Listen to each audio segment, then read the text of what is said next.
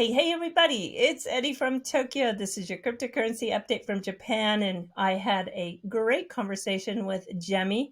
She's a content creator in Hong Kong, and she tells us about the gray area that they are operating in for the crypto ecosystem, along with a comparison to Singapore and the JPEX scandal. That is like the FTX of Hong Kong. She also gives some thoughts to the crypto adoption in Asia. And then I tell her about Mt. Gox, which is while Bitcoin is scheduled to be released back to the creditors next October, and also the national effort that's being driven by the Japanese government. So, yeah, sit back, enjoy. This is about 15 minutes of that conversation. Enjoy the little change up. My name is Gemmy, and I am a crypto influencer. I have been producing crypto content for the past 3 years or something. Well, initially, my main focus is only on YouTube, so English content only. And I'm actually a host for multiple different channels. And then I'm one of the hosts of Coinsider. Coinsider is being a US-based crypto channel. I created my own crypto channel like half a year ago. It's called Gem Crypto. At the same time, I'm also a brand ambassador of a DAX exchange. It's called Margin X. And apart from that, that is like the English side of things. I do a lot of Cantonese side of things because I'm based in Hong Kong. I'm from Hong Kong myself. And I do a lot of podcasts, radio shows, and sometimes TV shows to talk about crypto and share my knowledge.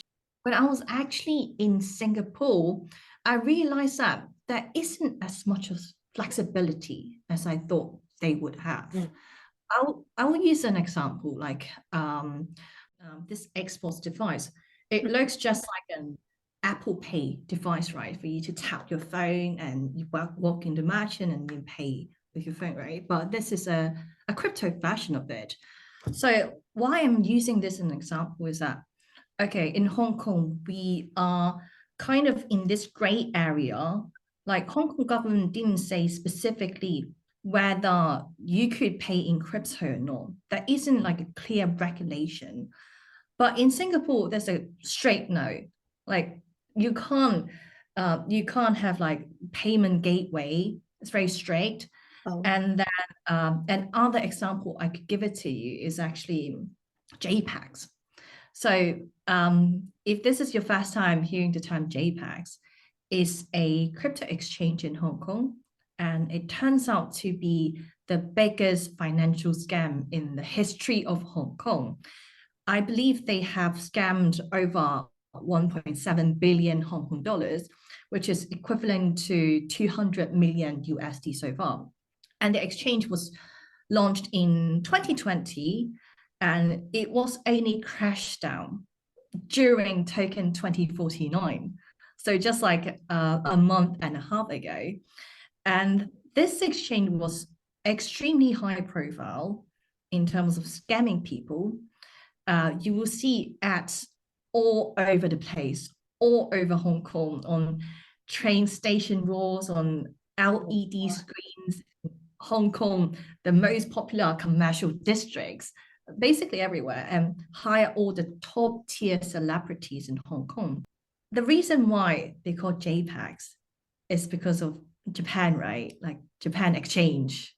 They want to market themselves as being like a coming from abroad, which makes it sound nicer because we have this culture in Hong Kong. We don't really believe in the local stuff, but we believe in if you guys have if the platform is from Japan or from Switzerland, all of a sudden it sounds more like high class or something like that. So this is the marketing they're going for, and at the same time, they will just like go all in with the marketing budget.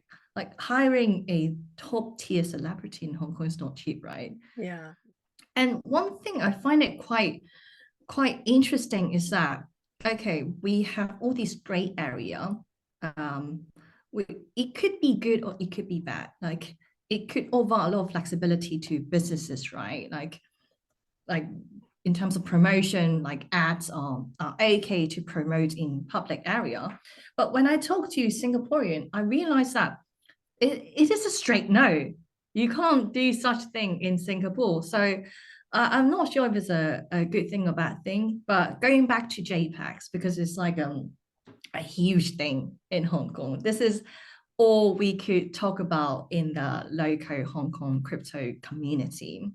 So far, none of the users can get the money back. So it's just like another FTX incident, I would say. In Japan, back in 2014, we had Mt. Gox. And that was, at the time, 70% of all Bitcoin trades were going through Mt. Gox. And they got hacked. It's still very blurry as to what exactly happened. I mean, they have some idea of how that actually occurred, but there's still a lot of unknowns as to specifically what happened in that hack. And all of that money and leftover Bitcoin has been in the trustee here in Japan in the courts, stuck there for all this time. And the dates to let a lot of that Bitcoin back out onto the market to the creditors has been changed now to October 2024. And there's going to be a tremendous amount of Bitcoin that comes back onto the market, which I know a lot of people are talking about the impact it'll have on price. 142,000 Bitcoin. And to give you an idea of what that compares to, Michael Saylor, who has, one of the largest collections of Bitcoin, I think as of September, he had a MicroStrategy, I wrote it down, has 158,000 Bitcoin. So it gives you an idea. It's a lot of Bitcoin that's going to come back onto the market, along with Bitcoin Cash, because if you remember, there was a hard fork. And they also have somewhere in the neighborhood of 69 billion yen, which is about 460 million. So all these creditors have been waiting for that disbursement to come out of the Tokyo courts. But I think it's going to finally happen. There's 24,000 people who got caught in that. So I don't know about JPEX, how many people got caught, but 24,000 people is a lot of people who got caught up in that hack. So it'll be interesting to see the impact that it has when that Bitcoin and Bitcoin Cash are finally released. It's better, I think, that it happens maybe at the time it's going to happen, because we've got the halving coming up, and the halving will have already happened. So maybe the market will be quite stronger than it is right now, and it won't have that much of an impact.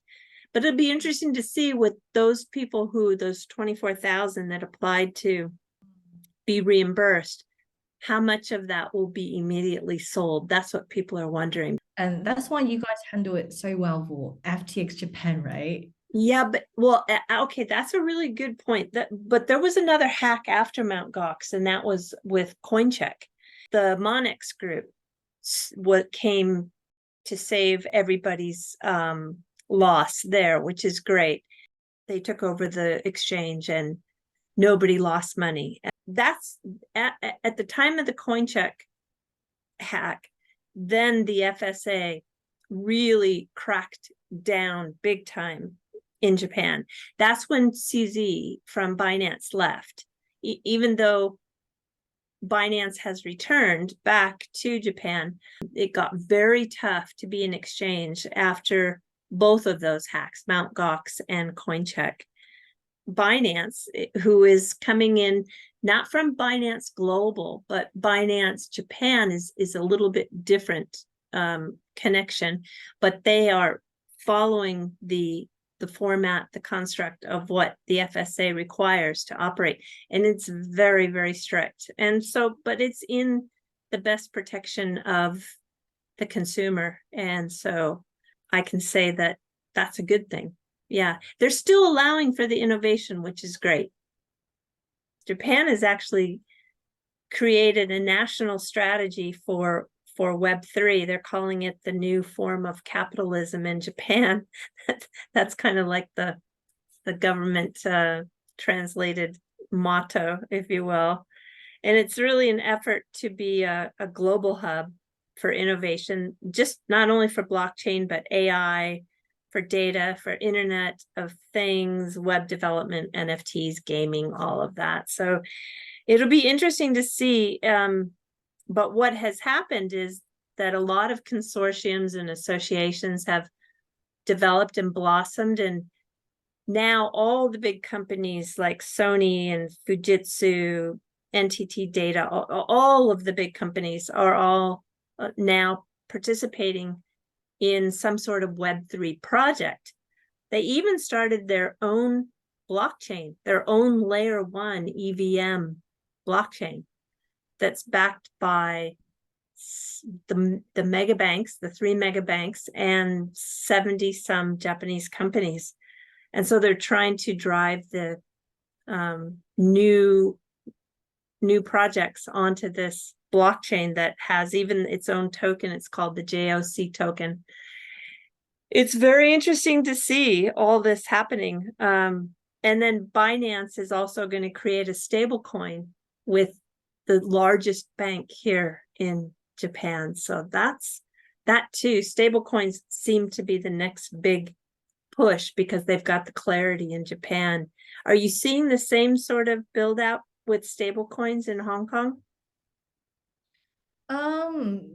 There's sort of like a vague line between a Hong Kong stablecoin and the CBDCs. Like if we are rolling out a CBDC, I'm not so sure we could actually push it out to the general public.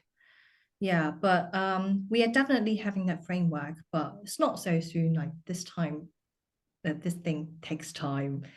It could be in 2024 before actually having more clarity when it comes to stablecoin. But yeah, we're still waiting, sitting on the time on the sideline. If you go to YouTube and search for crypto, it's so America centric, but at the same time, the West might not realize that all these Asian countries are doing amazing things for crypto, like in terms of adoption. I would say my theory for all these Asian countries are they have a reason to adopt crypto. Because if you look at like Singapore, they're trying to be like the future of financial innovation. And for Hong Kong, we have very strong economic reasons because the Hong Kong government is like trying to boost the economy activities and something like that. And then Japan missed the Web2 era. It did. It did. I'm so glad you knew that and said that, because that's why they're embracing Web3 so heavy. Yeah, you're right. Mm-hmm. I missed the train. And then Korea, because a month and a half ago, there's a Korea blockchain, right? Like a lot of like the biggest crypto events were happening in Asia. And Korea also have like the culture of tend to follow what Japan is doing. So Korea is adopting crypto at a really rapid pace. Mm-hmm. And there are a lot of Asian traders there. That is the sentiment that I've been getting.